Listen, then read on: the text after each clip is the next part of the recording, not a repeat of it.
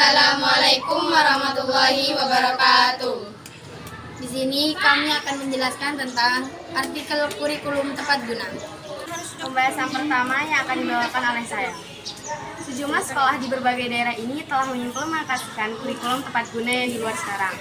Disebut dengan kurikulum merdeka. Tapi apa sih sebenarnya kurikulum tepat guna belajar ini?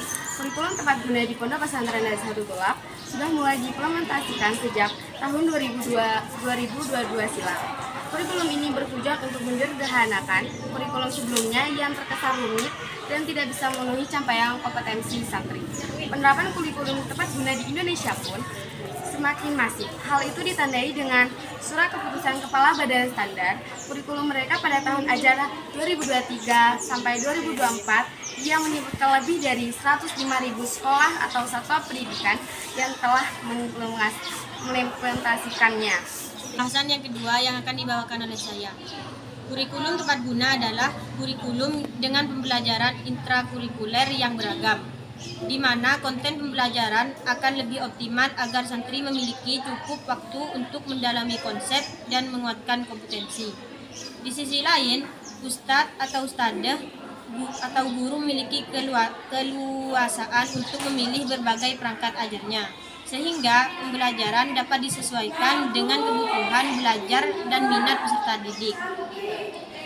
Tujuan kurikulum tepat guna, Pondok Nata melakukan penyederhanaan kurikulum dalam kondisi khusus atau kurikulum tepat guna.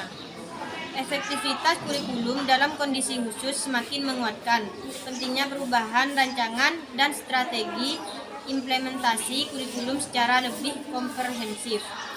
Untuk mendukung visi Nahdlatul Tulab dan sebagai bagian dari upaya pemulihan pembelajaran, kurikulum tepat guna atau yang sebelumnya disebut sebagai kurikulum prototipe dikembangkan sebagai kerangka kurikulum yang lebih fleksibel, sekaligus berfokus pada materi esensial dan pengembangan karakter dan kompetensi peserta didik. Kurikulum ini juga merupakan langkah terobosan untuk membantu guru dan kepala sekolah mengubah proses belajar menjadi jauh lebih relevan, mendalam dan menyenangkan, sehingga peserta didik pun dapat lebih mudah memahami penjelasan dan dilakukannya. Pembahasan yang ketiga akan dibawakan oleh saya. Keunggulan kurikulum tepat guna. Berikut ini keunggulan atau kelebihan pelaksanaan kurikulum tepat guna di Pondok Pesantren Darussahadat Tulab atau sekolah lainnya. Yang pertama, lebih sederhana dan mendalam.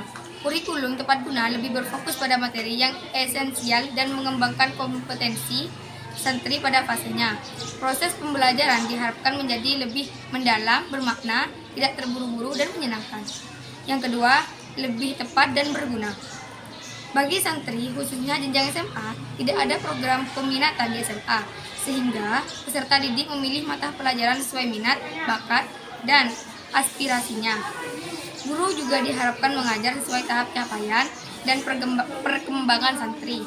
Sekolah pun memiliki wewenang untuk mengembangkan dan mengelola kurikulum pembelajaran sesuai dengan karakteristik pondok dan santri.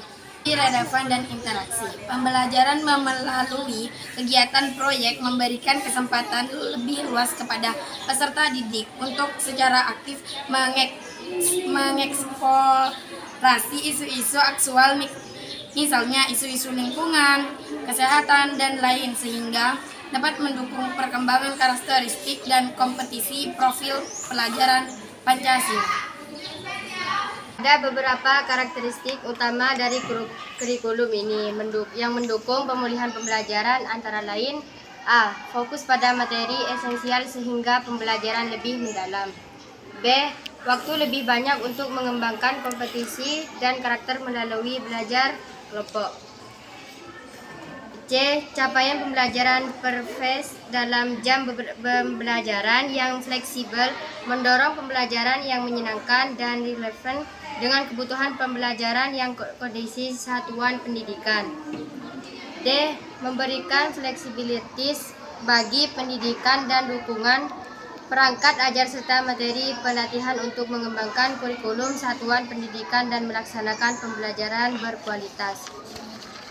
Dan yang terakhir, D. mengedepankan gotong royong dengan seluruh pihak untuk mendukung implementasi kurikulum merdeka. Cukup sekian presentasi dari kami. Assalamualaikum warahmatullahi wabarakatuh.